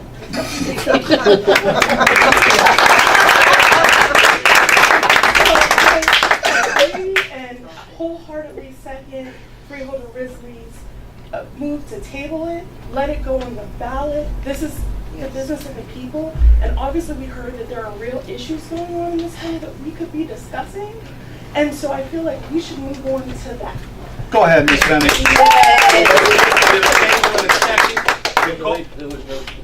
This woman here, she wants to talk. I second. Call the vote. There's someone that wanted to Somebody wants to talk here. We call the vote when we have a motion and a second. We call the vote. Okay. Bennett? Yes. Martino? Yes. Days? No. Fitzpatrick? Yes. Gatto? Yes. Kern? Yes. Risley? Yes. Formica? Yes. All right, that brings us to the end of our printed agenda. We now will have reports of special committees. Any freeholder? May I Chairman Formica asked me to come to speak on Mike Fedorko and said I could leave right after I spoke. So if I may, the county it's already done, and I appreciate the Freeholders' agreement that the county will be far safer with Mike Fedorko. But the reason I'm here is to talk about my administrator, Joey Del Rosso. When our last administrator left, a public safety director left, Jerry came to me and said, we're heading for hard times with this recession, depression, whatever it is. Let's not fill it. What are we going to do, Jerry? I'll take over the responsibility. So besides the fact that you call my office, really his office, at 7 o'clock at night, he's answering, and he's also answering the phone because the secretaries aren't there yet, at 7 in the morning. And he had plenty to do. So besides being the public safety director and have those responsibilities, I just want to tell you one thing that occurred. Dora and I forget whether it was Sandy, the Directio, or Irene. I walked into emergency management at 11:30 at night, and Jerry was there. And I said, will you go home and be with your family? He said, my family's here. He brought his wife, his daughter, and his grandson in sleeping bags to sleep at Canal. So this is the type of individual we have here as our administrator. You think the freeholders would have said, why don't we throw him a bone after all? We knew the county executive wouldn't give him a raise. I would have vetoed it. But this is what we had all those years. And when Mike Fedorko became available, I said to Jerry, what do you think? So a guy with his credentials, if he decides that he wants to work for us, that's fine with me. But I just want to tell you the quality of the individual and the sacrifices that he makes for Atlantic County. And he's a better man than I am for sure. And I sure appreciate what you've done through the years for everybody here, Jerry. You're a good man.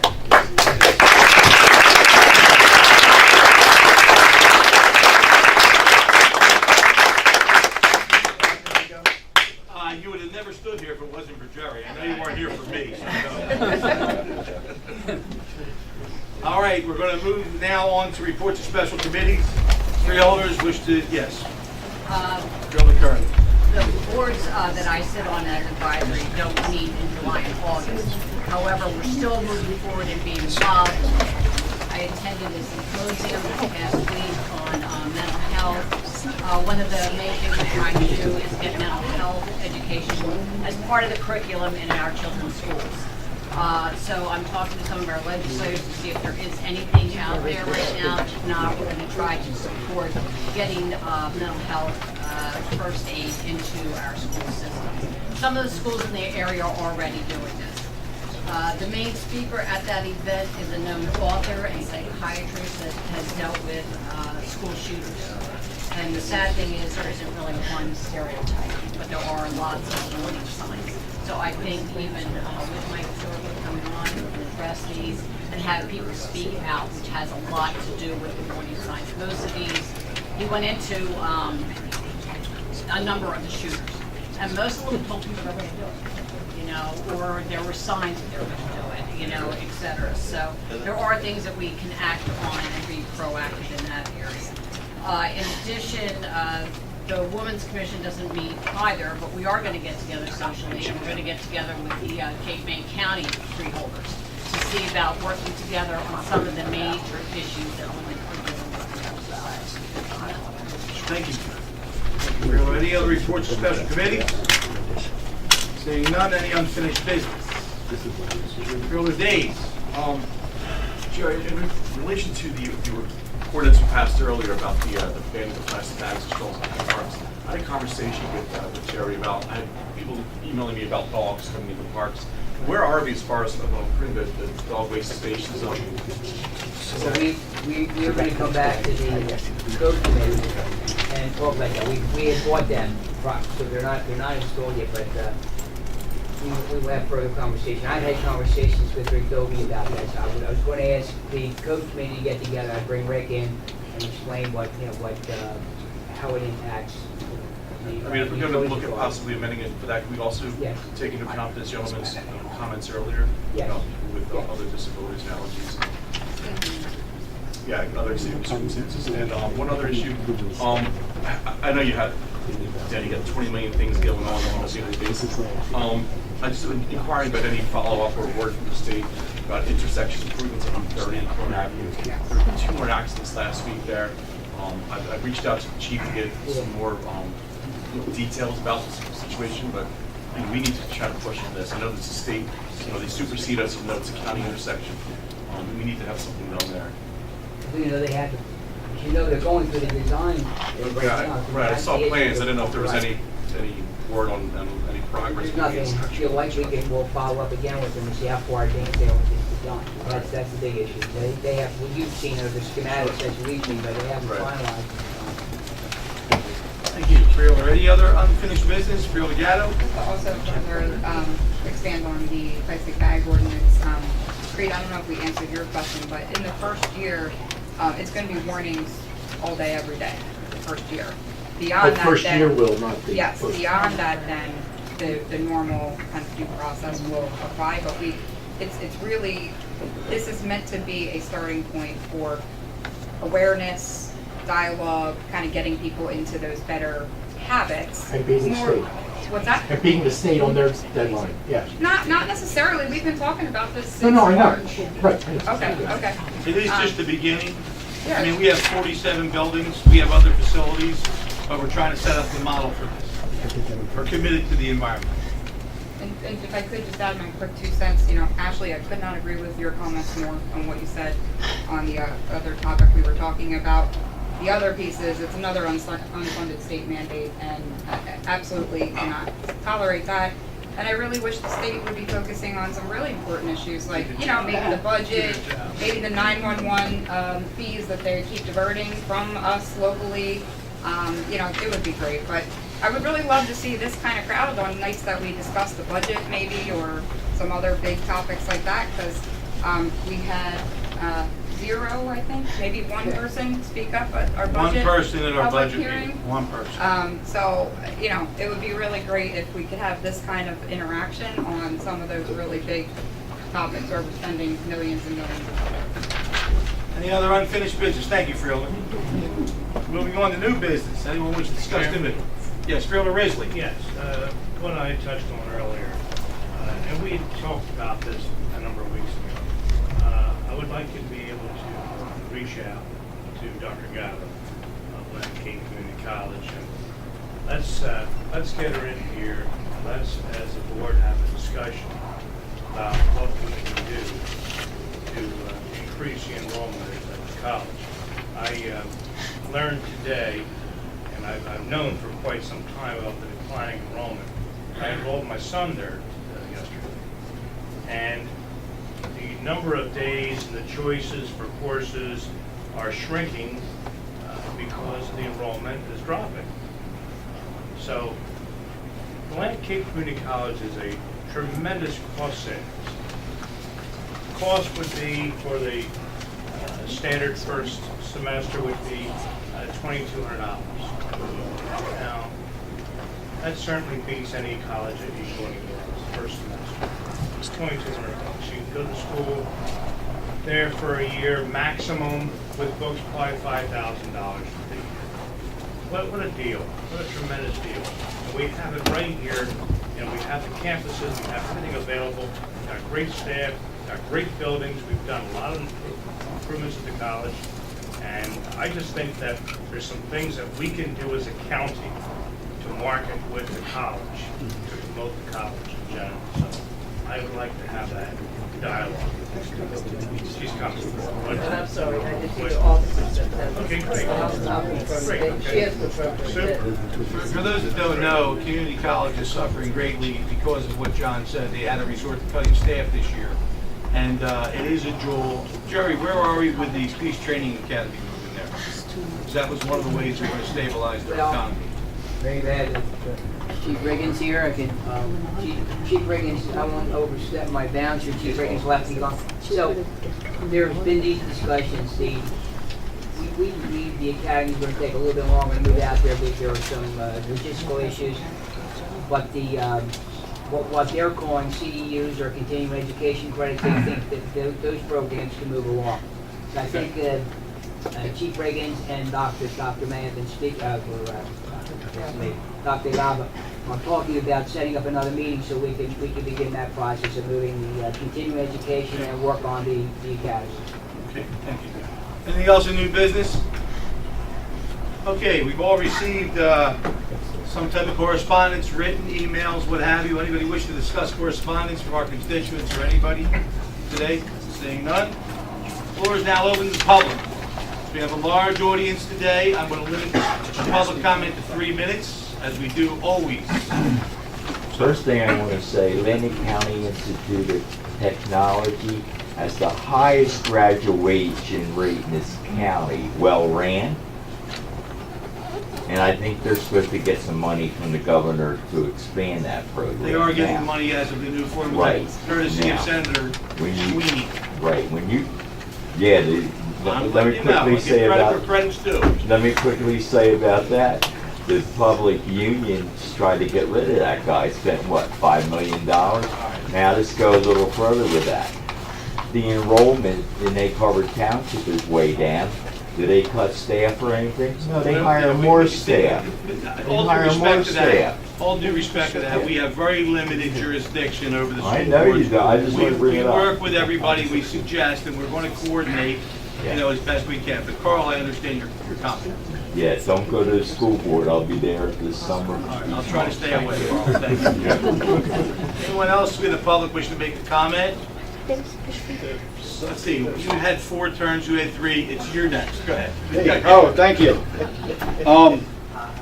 I won't take up much of your time, I promise. I just wanted to read something, if I may. 3 minutes. It's called Beware the Useful Idiots. It's an actual... Are you addressing this board? No, sir. No, sir, I swear. Is he saying you're not useful? That's true, too. Okay, you are useful. I'm not calling you idiots. Please, no one. It was submitted by Garrett Gare. Okay, this is an actual newspaper article. I'm not going to mention anything, but does anybody here know who Sal Alinsky is? Saul Alinsky? We all know. Okay. Yeah, okay. Well,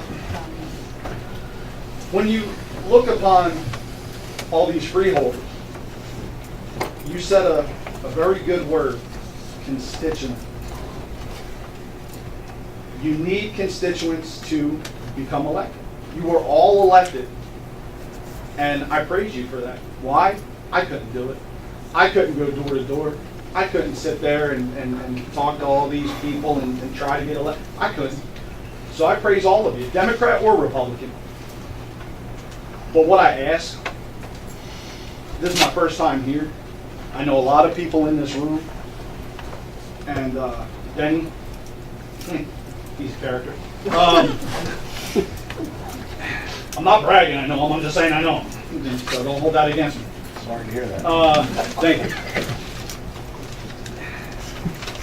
It's time to really look at the people, not just the constituents. I've served for a long time. I've been to a lot of countries. I've been to places where there's no such thing as an election. They're put into office because they got more guns. They're put into office because they sold 3 camels to the guy down the street. What I'm asking is start looking at the real fundamentals on why you're here instead of constituents. I don't care who's Republican or Democrat in this room, but just because I'm going to say this gentleman right here, Republican, I don't know what he is. I'm going to guess because he's got a Trump shirt on, which, but he's a Republican, you're a Republican. Just because he says jump doesn't mean you have to say how high.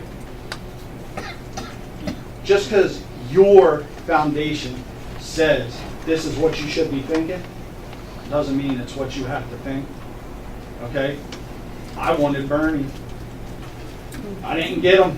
Unfortunately, his opposition made sure of that. But just please, keep in mind the people that actually care about y'all, to have you sit there. Stop worrying about other nonsense. Thank you. All right, thank you. I appreciate your time. Got it. Thank you, sir. Anyone else wish to comment? Opposed? Thank you, Mr. Chairman, and perhaps to expand on the comments of the freeholder from Hamilton.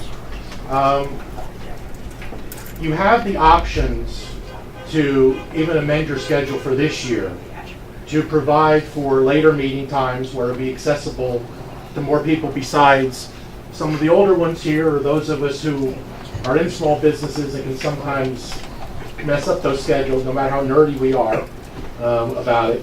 But changing those schedules, also the location as far as used to be, quote unquote, the show was on the road. You haven't done that for a little while. And it may be those two things together. But the other is something that got talked about some time ago, and then it seemed as though perfection became the enemy of good, which is that using the public access channels, because now that Estelle Manor has FiOS, I think everyone in the county now has some sort of cable, quote unquote, system. So there, because we were about the only ones without it. But the point of it is, those DVDs that are being made could be given to the public access. Again, it's a way to have information out there, which may then get more people coming, for better or for ill, for yay or for nay, but getting more people to come out. But since those are issues and brought up before, I want to look that up. I think I still have 30 seconds. Thank you so much. But all your points are very, very well taken. Yes. Yes, sir. My name is Kenyon Nesbitt. I'm sorry, Ken? Kenyon Nesbitt. Thank you. And this is my first time here. And listening to everything. I got an idea. I don't know if it'll work, but... you like ideas? Yeah. The Atlantic County Community College, I actually went there through the BA program. I took classes with Karen. I don't know if you remember me or not. She takes great notes.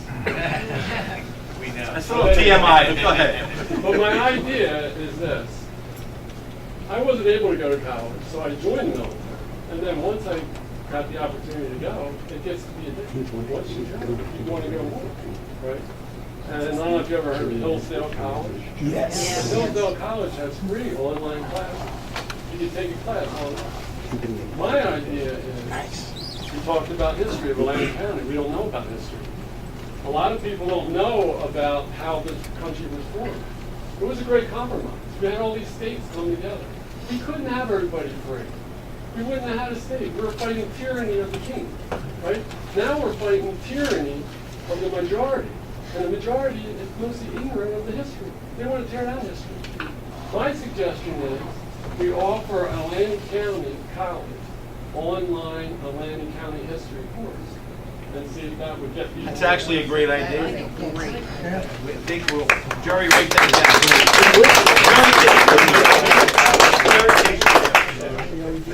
That's great. Thank you, sir. Anyone else wish to speak? Yes, sir.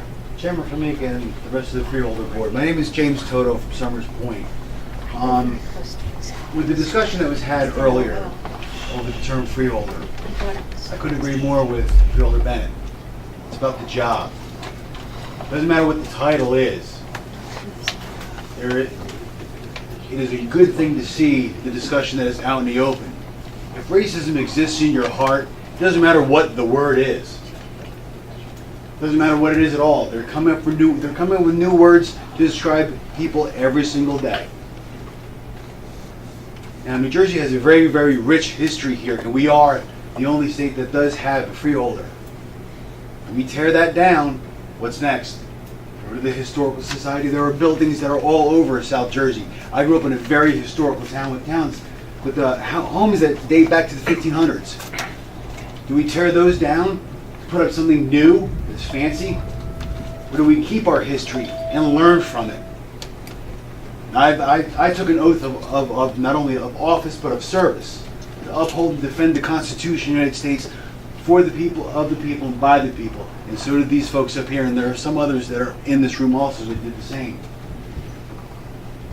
It did not matter what color you were, what creed you were, what sex you were. It didn't matter what you did. It didn't matter what you are or whatever it is. That's the job that is entailed up there. that is these officers that are in the room, they don't care what color you are. They don't care what sex you are. You're not hurting somebody, you're not doing wrong to somebody. They're okay with you. You hurt somebody, you break the law, they're there to enforce it. These folks are here to enforce the law. So it does not matter what your title is. It's the perception. And thank you very much for the thankless job that you do up there, because it is a Never feel thankless sorry job. for a politician. Until you run for office. Thank you. Anyone else wish to speak in the public? Mike Price from Egg Harbor Township. You first. Yeah, just a quick question, a clarification on this resolution that we're still talking about. What did you do? What did you pass to table it? It's tabled to be discussed in the future. It's off the agenda. So it's not really worth discussing any further? Not really, unless we want to reiterate it under something else. Suggestion was made to make it, which I don't know where that would go, to put it on some type of referendum. We don't have the power to make anything a referendum, so. Yeah, because ultimately this is still moving forward, obviously, and Whatever they want to do, look how good they run things up there. and you can make a resolution right now, or not make one, but it doesn't matter because they're probably not going to listen to it anyway. That's probably right. Thank you, Mike. Okay. Appreciate it. Thank you.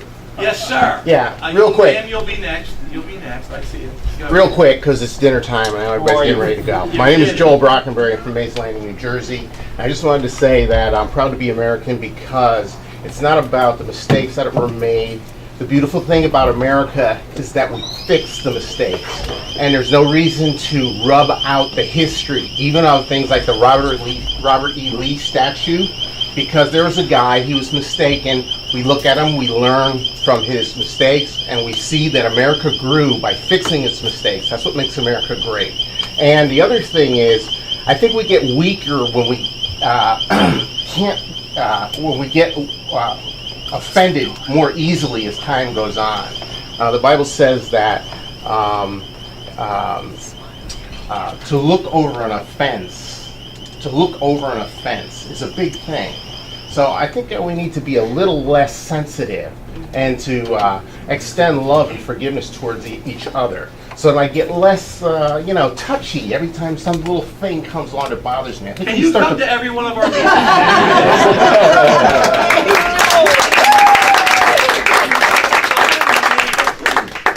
And thank you for your service. Thank you. Anyone else in the public wish to speak? Yes, sir. I'm sorry. Wait a minute. I'm getting old. Yes, ma'am. Sheila Smith, Linwood. Yes. I don't think words and titles are nonsense and something that are interchangeable. I think that just like you need all parts running well on tracks and engines and safety measures to avoid a train wreck like the video you were watching earlier, that we do need to consider the culture, the semantics, and the morals to build a strong foundation that represents all sexes and races. And of course, Ashley Bennett is correct that the job is the focus. I don't think that means you can't work concurrently to change the culture. Thank you very much. Thank you. Yes, sir. Ben Pagano Folsom. I'd like to thank my Freeholder Board for always extending itself to the public and allowing everybody to speak and have their say. And I would really like to thank you personally for using an extra set of common sense when deliberating and coming to a conclusion on this issue. Touche, I'm impressed, as always. We're humble. Thank you. Seeing none, I'll take it. Oh, yes, ma'am. Please state your name. Celeste Fernandez, Egg Harbor Township. I think looking around, I see everybody equal. I say only Spanish and Latina I see in this room. My question is, as elected official, are you gonna come in public? Are you gonna announce to the public, to all of us, to the U.S. citizens, to the Alani County residents, we're not racist. There's no hate in our county. We don't accept that. We're gonna accept our history. We're gonna respect it. We're gonna embrace it, but we're gonna respect each other. We're not gonna embrace racism again, bigotry, fascism, etc. When you, Mr. Chairman, and the elected board are gonna come on public and make and say it to us. I think you got 1, 2, 3, 4, 5, 6, 7. You got 14 eyes here. Look at our eyes. We are saying it every time we come to this meeting. Yes, but public, some elected officials come in public at the press, the newspaper, and has said a lot. So we, as a resident of Atlantic County, asking when you, Mr. Chairman, and the elected officials are going to come into the newspaper, to the radio, and tell everybody this is our thought. I've been an elected official since 1995. I've done it at the council level. I've done it here at the county level. As an elected official, we are always stating that, where people will not elect you. If you have an issue with diversity with your residents, you don't belong in public service. You'd never get to this board. So to say, when are we going to say it? Every time we run, and we run with our constituents, they answer us if they appreciate the job we're doing and they agree with us or they don't. That's your choice when we run for office. You have a choice. Yes, sir. And for me personally, it's always been, they know who I am. I don't have to say that, which we are asked that all the time anyway, because we deal with our constituents across the board. I deal on the western end of the county. I cover from Hanson, the 5th District, down to Corbin City. 3/4 of the landmass or more in Lane County. We run across a lot of constituents. Ask us about helping them in their individual issues they have. And that's what we do. Excuse me. Are you asking us to make a statement about ourselves? Your opinion on it. My opinion on it? Okay, because well, you're saying it's over do you here. know us? Do you know us? Do you know us personally? No, sir. That's why I wanted to Okay. know more. There's a lot of people out there that don't know. I'll have everybody say something. I'll tell you a little something about myself. Sir. We're an immigrant family that's been here over 119 years. We have a business that's 99 years old that's struggling to be their 100th. Later this year, the NAACP is honoring my business as the Community Business of the Year for our work in the community. Now, I don't like to boast, but since you challenged me, the oldest and strongest advocate of diversity and anti-discrimination in the United States is the NAACP, and we're being honored. And we respect that. We respect that. Well, now you know And something there's about me. Yes, and there's a group of people over there that don't know, and we would It's not like us. to. We would like to have to put it out there because there's a lot of citizens out there that need to hear it, that need to read it. Okay. And as elected official, it would be good for you to communicate that to them, to the Miami County. Okay. Freeholder Dave, 2 meetings ago, we passed unanimously a resolution condemning comments that were made by male rowers towards an African-American female rower from Absingami, from one of my former students. And I think as part of that resolution, we condemn racism in not only in our public schools, but all the schools in Atlantic County and throughout every institution in Atlantic County. I mean, and that was said. I mean, unfortunately, I don't know if there's any press here to cover that. Seems they want to cover more emotional issues instead of logical issues. But that was done 2 meetings ago, I believe. And I was here, I understand so that. you did hear that. I said, by example, leading by example, putting it out there for the rest of us to read it. It tells us, okay, racism, this is the way they think, that don't go here. We have to respect each other. Thank you very much for your comments. Thank you. Thank you for your. Anyone else in the public wish to speak? I'll take a motion. All those in favor say aye. Aye. Good evening.